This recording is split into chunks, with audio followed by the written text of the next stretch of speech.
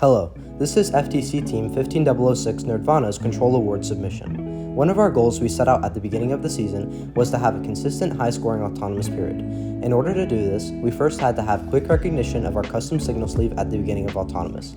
We utilized the April Tags QR code library in combination with OpenCV to recognize the 3 possible tags to decide where to park. Next, for navigation to the high pull on autonomous with less than a quarter inch of error every game, we utilized the gyro inside the control hub along with 2 custom-made dead wheels.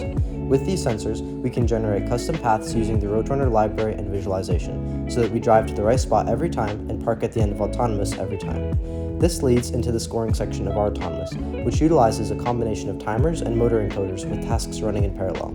We use a finite state machine with built-in checks before performing each task in the sequence to score. For example, rotate and tilt the arm to the high pull, and once these have less than 2 degrees of error from the target, then extend the slide. Once the slide has less than half an inch of error, lower the wrist servo and open the claw servo to score while simultaneously retracting the slide. Next, when picking up, it rotates and tilts the arm in parallel while adjusting the wrist and claw servo, then extends to pick up. Once the slide is within a quarter inch of error to the cone, it starts a 0.4 second timer to account for the claw to close before partially lifting the arm, and then retracting the slide while rotating and tilting to parallel to drop off the cone.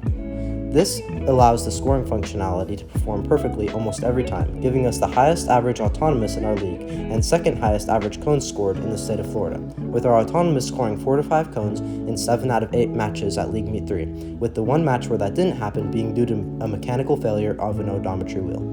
Next, in the teleop period, we utilize various methods of intelligent control to eliminate driver error. In a robot which has 3 degrees of motion for scoring, this makes it very difficult to manually control, so we added macros with a finite state machine which perform multiple tasks in sequence, giving our drivers the easiest time possible to score and making everything automatic.